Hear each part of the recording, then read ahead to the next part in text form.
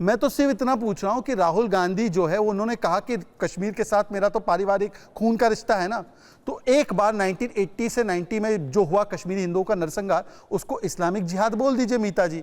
Hindu terror तो आपने बार बार बोला है, आपके नेताओं ने बोला है। एक बार बोलिए कि जो हुआ 1980 टू 90 में कश्मीर में, केंद्र में आपकी और फारूक अब्दुल्ला की सरकार राज्य में थी एक समय पर, तो बोलिए वो इस्लामिक जिहाद था, रलीफ सलीफ गलीफ के नारे लगते थे, बोल दीजिए एक बार। बांटिए कश्मीरी पंडितों के दर्द को। मीता जी। हाँ जी, आपसे सवाल। देखिए, पहली बात तो ये है कि कश्मीरी हिंदूज की जो सवाल है, अभी तक तो बीजेपी गवर्नमेंट उनको रिहेबिलिटेट करने के लिए मानिए तो इस्लामिक जिहाद था, मानिए तो, है ना। तो पहली बात मानिए तो पहले क्या था? नहीं, प्लीज आप इंटरप्ट मत कीजिए, मैं पेशेंटली आपकी बात सुन रही। इस्लामिक जिहाद था या नहीं था? नहीं, क्यों मानो? Why you putting words in my mouth, right?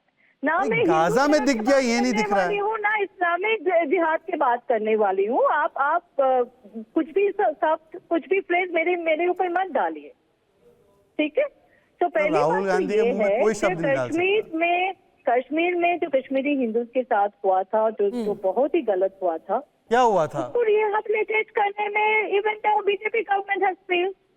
क्या हुआ था उनके साथ? Anything much for them to rescue.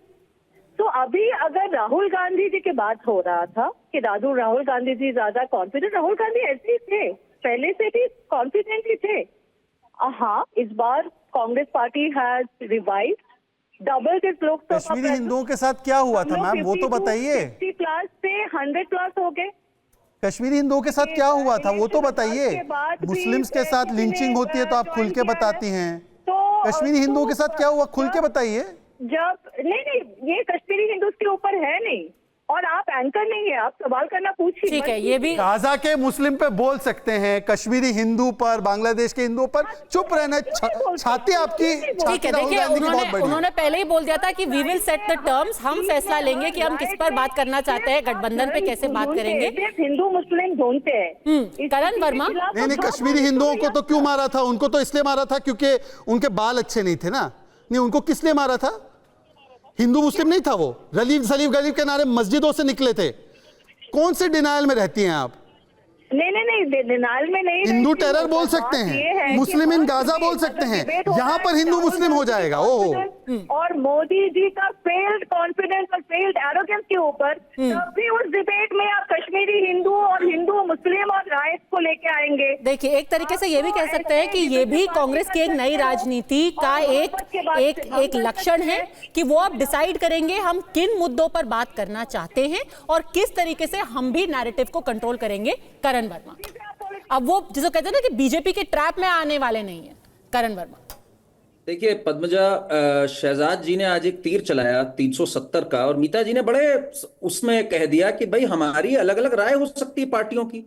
इनके नेता दिग्विजय सिंह ने 12 जून 2021 में डंके की चोट पे कहा कि हम 370 को वापस लेके आएंगे जब हम पावर में आएंगे।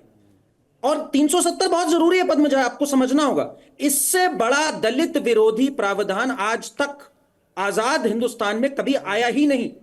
370 और 35A की वजह से हजारों दलितों को, जो कि पीएचडी तक पढ़े लिखे थे, उनको एक सफाई कर्मचारी के तौर पे काम करना दिया, और ये बनते हैं दलित के सहोकार। ये है कांग्रेस पार्टी का असली चेहरा। इनको साफ बोलना चाहिए क्या ये दिग्विजय सिंह की स्टेटमेंट के साथ है, और दिग्विजय सिंह ने बार बार बोला, 22 जनवरी 2023 में भी बोला। ठीक है, बिल्कुल सही बोला राहुल गांधी ने। इनके परिवारों का रिश्ता है भाई, राजीव गांधी और फारूक अब्दुल्ला की जुगलबंदी हो या नेहरू और शेख अब्दुल्ला की हो, इसी ने कश्मीर में इतना रक्त बहा है कि बिल्कुल खून का रिश्ता है, और इन्हीं की वजह से है ये खून का रिश्ता। पर जो पिछले 1 साल में पद्मजा, 1 साल में 2 करोड़ लोग टूरिज्म में वहां गए, पत्थरबाजी खत्म हो गई, लोगों को परमानेंट रेजिडेंटशिप मिला, जिससे कि जो लोग अपनी काबिलियत के अनुसार नौकरी पा सकते हैं वो पाए। और इसी पे इस बार का चुनाव होगा कश्मीर में। ठीक है, इस बार राहुल गांधी ने जाकर के कम से कम ये एक मैसेज दिया है कि जो राजनीति होगी, जो राजनीतिक टर्म्स होंगे, जो सारे कंडीशंस होंगे, हम सेट करने वाले हैं। अब ये आने वाले दिनों में किस तरीके से कुछ इफेक्ट करता है भारतीय जनता पार्टी के ऊपर, उनके फैसलों के ऊपर, ये देखने वाली बात होगी। चर्चा पे जुड़ने के लिए आप सबका बहुत बहुत धन्यवाद।